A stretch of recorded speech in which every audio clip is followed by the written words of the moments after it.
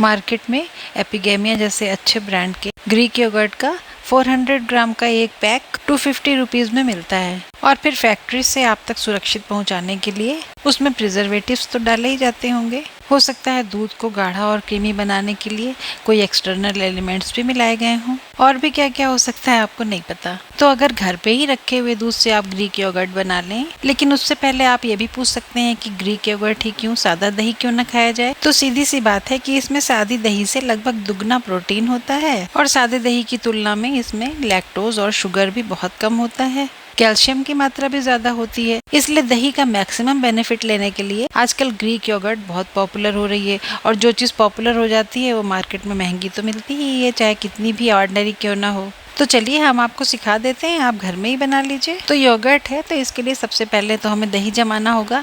दही जमाना भी कोई ऑर्डिनरी काम नहीं है, ये एक बहुत बड़ी कला है। इसके लिए जहाँ एक तरफ दूध बहुत अच्छा फुल क्रीम होना चाहिए, वहीं आपका जो स्टार्टर है यानी कि जिसे हम जामन कहते हैं, वो भी बहुत बढ़िया क्वालिटी का होना चाहिए, यानी कि उसमें पानी बिल्कुल ना हो। और उसे हमेशा आप ताज़ी दही से निकालिए, खट्टा खट्टा नहीं महकना चाहिए, वरना आपकी जो दही जमेगी वो बिल्कुल पानी जैसी बिखरी हुई होगी और उसमें भी ताजेपन की खुशबू बिल्कुल नहीं आएगी। तो आपने देखा मैंने आज का ही जो ताज़ा बचा हुआ दही था उसे एक छन्नी पे डाल दिया और ये पूरा का पूरा सेटअप मैंने फ्रिज में रख दिया था ताकि ये दही खट्टा ना होने पाए।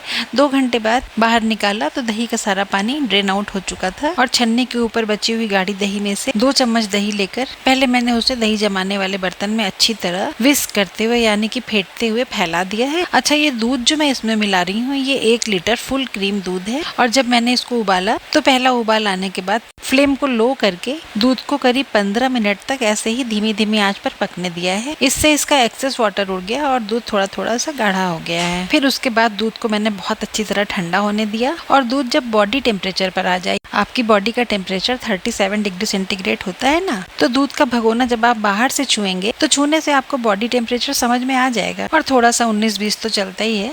तो उतना ही ठंडा हो जाने के बाद इस दूध को अब मैं बहुत थोड़ा थोड़ा करके इसी स्टार्टर में यानी कि जामन में मिला रही हूँ और मिलाकर देखिए कितनी अच्छी तरह से मैंने विस्क कर लिया है। दूध और स्टार्टर बिल्कुल एक हो गए। अब फिर से इसमें थोड़ा सा दूध मिलाया, फिर से एक बार विस्क किया। ऐसा इसलिए कर रही हूँ ना कि ये जो दही होती है इसमें ग्रेन्यूल्स होते हैं, वो ग्रेन्यूल्स फूट कर अगर दूध में अच्छी तरह से मिक्स नहीं होंगे तो आपकी दही खट्टी जमेगी। तो थोड़ा थोड़ा दूध मिलाते मिलाते मिक्स करते करते जब आपको लगे कि बिल्कुल होमोजीनस सा मिक्सचर तैयार हो गया है, दाने वाने बिल्कुल नहीं दिखाई दे रहे हैं, तो आप ये मिक्सिंग रोक दीजिए और बाकी का बचा हुआ सारा दूध इसमें डालकर अच्छी तरह से मिक्स करके फिर से एक बार चेक कर लीजिए कि चम्मच में कहीं आपको दही के दाने तो नहीं दिखाई दे रहे हैं।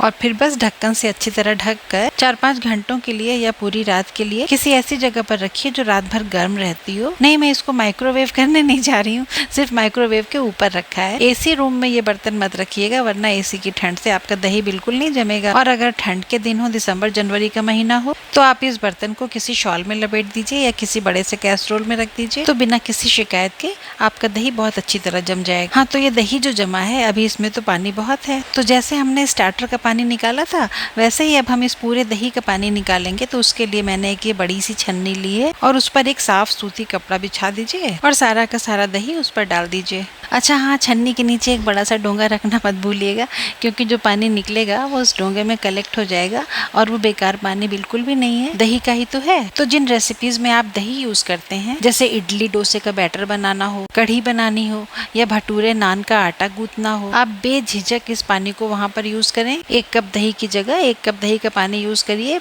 रिजल्ट बिल्कुल एक जैसे ही होंगे। तो वीडियो अगर अच्छा लगा हो तो जरा सा हाथ रोक कर इसे लाइक भी कर दीजिए। और मेरे चैनल पर तो आपको हमेशा ही ऐसे अच्छी यूजफुल और बड़ी इंटरेस्टिंग बातें, किचन के साथ साथ लाइफ हैक्स भी मिलते हैं, तो मेरा चैनल भी सब्सक्राइब कर लीजिए, क्या ही बुरा है। और इस दही का पानी ड्रेन करने के लिए हम इसे बिल्कुल भी दबाएंगे नहीं, बस चुपचाप ऐसे ही इसको नीचे वाले बर्तन, छन्नी सब चीज के साथ ढक कर फ्रिज के अंदर रख दीजिए, बाहर बिल्कुल मत छोड़िएगा, क्योंकि अच्छी तरह से इसका पानी ड्रेन आउट होने में कम से कम 3-4 घंटे तो लगेंगे। तो अगर आप इसको बाहर छोड़ देंगे तो दही बहुत बुरी तरह से खट्टी हो जाएगी। हाँ, तो ये 4 घंटे के बाद मैंने ये पूरा कंटेनर फ्रिज से बाहर निकाला और आप देखिए अपने आप से ही ड्रॉप हो होकर दही का सारा पानी निकल गया है। 1 लीटर दूध की दही में लगभग 500 ग्राम तो पानी ही निकल गया और ये जो ऊपर दही बची है ये 400 साढ़े 400 ग्राम होगी, क्योंकि दूध को हमने 15 मिनट तक बॉईल करके थोड़ा सा गाढ़ा भी किया था ना। तो मार्केट में दूध की मैक्सिमम प्राइस आजकल 100 से लेकर 150 रुपीज तक है, यानी कि 150 रुपीज में आपका ये 400 ग्राम ग्रीक योगर्ट तैयार होने जा रहा है। और आप इसकी मार्केट प्राइस भी चेक कर लीजिए। मेहनत कुछ भी नहीं है, आराम आराम से सारा काम हो जाएगा। बस इस पानी निकाले हुए दही को आप 5 से 7 मिनट तक अच्छी तरह से विस्क करिए। धीरे धीरे ये बिल्कुल हल्का होता जाएगा और इसमें पीक्स बनने लगेंगे। इसमें एयर ट्रैप हो जाती है ना, तो ये हल्का हो जाता है और इसका वॉल्यूम भी काफी बढ़ जाता है। देखने से ही आपको लग रहा होगा कि ये कितना सॉफ्ट, क्रीमी और स्मूथ टेक्सचर का हो चुका है। और मार्केट से आप जो ग्रीक योगर्ट लाते हैं वो यही तो होता है ना। आप इसे टेस्ट करके भी देख लीजिए।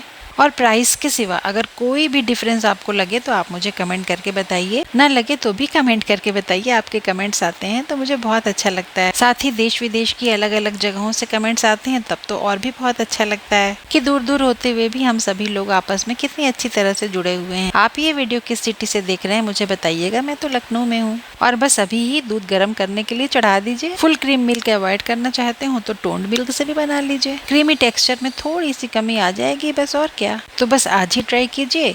कैल्शियम और प्रोटीन से भरा हुआ ग्रीक योगर्ट खुद अपने हाथों से बनाइए और आपको कितना मजा आया, कितनी खुशी मिली, अपना एक्सपीरियंस मेरे साथ जरूर शेयर कीजिएगा। मैं इससे भी ज्यादा अच्छी और हेल्दी रेसिपी लेके आपसे फिर मिलती हूँ। बाय।